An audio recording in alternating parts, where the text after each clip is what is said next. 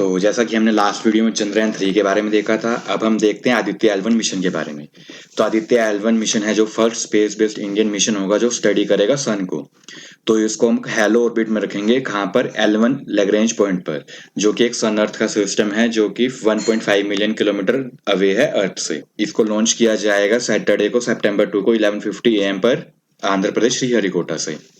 तो इसका launch rehearsal भी कर लिया गया है इसरो द्वारा और इसको लॉन्च किया जाएगा PSLV polar satellite launch vehicle के द्वारा, और ये प्रिपेयर्ड है अपने 59th मिशन को कंप्लीट करने के लिए। अगर हम बात करें इससे पहले भी किसी और ने इसको लॉन्च किया है या स्टडी किया है सन को, national aeronautics and space administration NASA ने अपना पार्कर सोलर प्रोब भेजा था जिसने सन के अपर एटमॉस्फेयर को, जो कि कोरोना कहलाता है, उसको स्टडी किया था। और जो पार्कर प्रोब है वो 7.8 मिलियन किलोमीटर सन के सरफेस के पास पहुंच गया था। अब हम देखते हैं कि सन के कुछ पार्ट्स के बारे में। जैसा कि हम जानते हैं कि सन नियरेस्ट स्टार और लार्जेस्ट ऑब्जेक्ट है सोलर सिस्टम का, और इसकी एज एस्टिमेटेड बताई जाती है 4.5 बिलियन ईयर्स। तो एक ये हॉट ग्लोइंग बॉल है हाइड्रोजन और हीलियम गैसेस का। सन का अर्थ से डिस्टेंस है 150 मिलियन किलोमीटर्स, और जो सोर्स ऑफ एनर्जी है अपने सोलर सिस्टम का वो सन ही कहलाता है। तो solar energy life can not exist on the earth. जो जो इसका सेंट्रल पार्ट होता है वो कोर होता है, जो कि सबसे ज्यादा गर्म होता है, जिसका टेम्परेचर होता है 15 मिलियन डिग्री सेल्सियस। और जो न्यूक्लियर फ्यूजन होती है वो भी कोर के अंदर ही होती है। और जो हमें विजिबल होता है सन का सरफेस उसको हम फोटोस्फीयर कहते हैं, और वो काफी रिलेटिवली कूल होता है और जिसका टेम्परेचर होता है 5500 डिग्री सेल्सियस। अब हम देखते हैं कि हमें सन को स्टडी करना ही क्यों है। जैसे कि हम जानते हैं सन एक नियरेस्ट स्टार है, तो हमें इसके बारे में पता होना चाहिए, और क्योंकि हम मिल्की वे गैलेक्सी में रहते हैं तो हमें अपने स्टार्स के बारे में, गैलेक्सीज के बारे में पता होना चाहिए।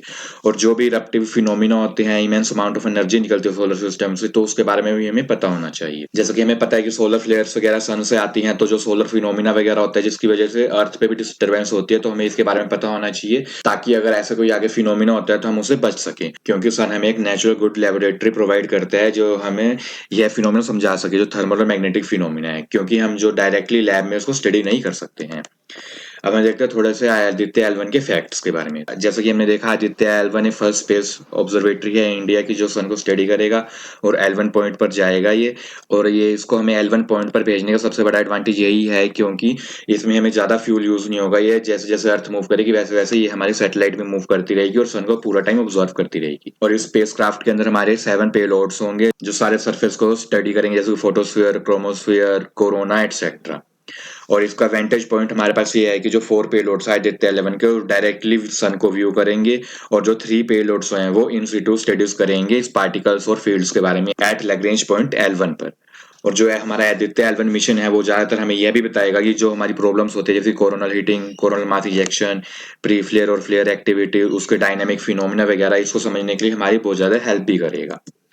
अब हम देखते हैं इसके ऑब्जेक्टिव क्या है। इसका मेन ऑब्जेक्टिव है कोरोनल हीटिंग और सोलर विंड की एक्सेलरेशन को पता करना, कोरोनल मास इजेक्शन को पता करना, फ्लेयर्स को पता करना, और जो नियर अर्थ स्पेस का वेदर है उसको पता करना।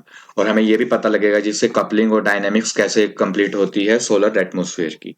और जो आदित्य L1 है वो हमें सोलर विंड डिस्ट्रीब्यूशन और टेम्परेचर एनिस्ट्रोफी को भी बताने में मदद करेगा। अब हम बात करते हैं आदित्य L1 के पेलोड्स के बारे में। जैसा कि हमने बात करी थी, इसके अंदर 7 पेलोड्स हैं।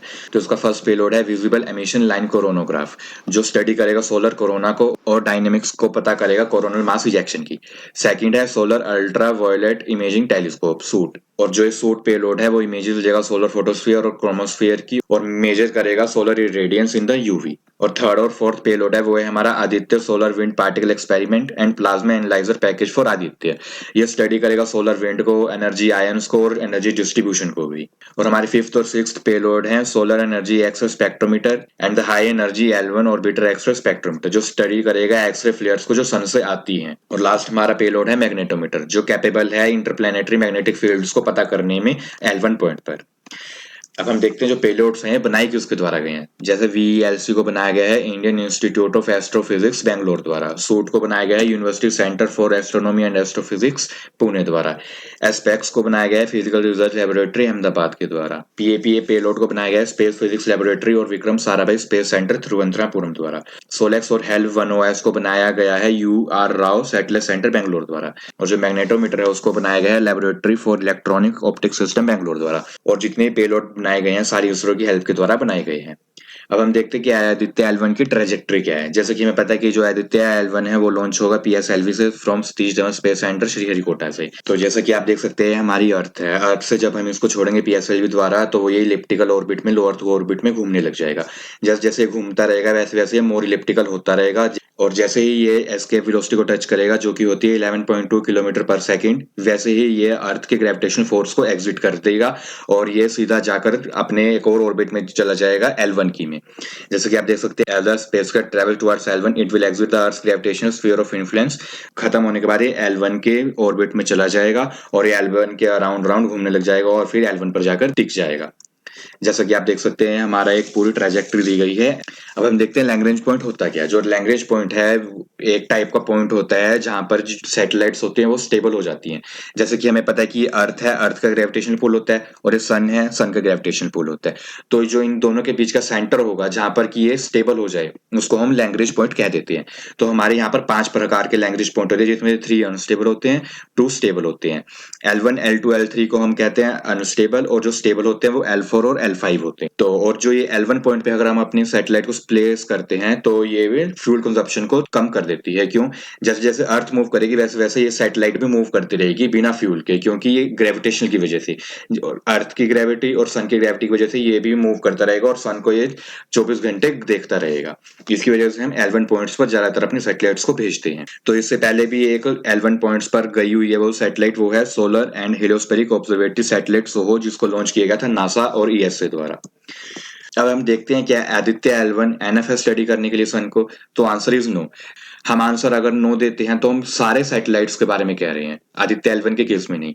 जैसा कि हम जानते हैं कि सिंगल सैटेलाइट या सिंगल मिशन किसी भी ऑब्जेक्ट को पूरा देखने में सक्षम नहीं है। जैसा कि हमें पता है कि चंद्रयान के लिए भी हमने 3 मिशन भेज चुके हैं, बट हम अभी भी उसको पूरा स्टडी नहीं कर पाए हैं। तो इसका रीजन क्या होता है बेसिकली? तो इसका मेन रीजन होता है due to limited mass, power and volume of the spacecraft that carries the scientific payloads. जैसे कि हमें पता है कि जो स्पेसक्राफ्ट है वो लिमिटेड पावर लेके जा सकता है, लिमिटेड मास लेके जा सकता है। तो इसकी वजह से हम कुछ ही टाइम के लिए उसको स्टडी कर पाते हैं। अगर हम आदित्य L1 की बात करें तो उसको सिर्फ पॉइंट हमें मिल रहा है, एक L1 पॉइंट पे हम भेज रहे हैं जिसकी वजह से वो स्टडी कर पाएगा।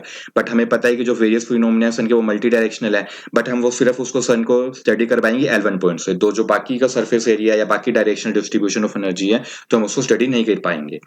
और जो पोलर रीजन है सन का उसको भी हम स्टडी नहीं कर पाएंगे। क्यों? क्योंकि टेक्नोलॉजिकल चैलेंजेस बहुत ज्यादा आ जाते हैं, हमने स्पेसक्राफ्ट में इतने टेक्नोलॉजिकल चैलेंजेस को नहीं डाला है। और अगर हम बात करें अलग अलग पॉइंट की, तो जो पोलराइजेशन मेजरमेंट है सोलर रेडिएशन की वो भी डिफरेंट डिफरेंट वेवलेंथ पे आती है, तो जिसकी वजह से हमें ये भी करना मुश्किल हो जाता है, क्योंकि अलग अलग वेवलेंथ आएगी तो हम उसको स्टडी नहीं कर पाते हैं। सो हम यही चाहेंगे कि हम इसमें भी सफल हो, जैसे हम चंद्रयान 3 में सफल हुए हैं।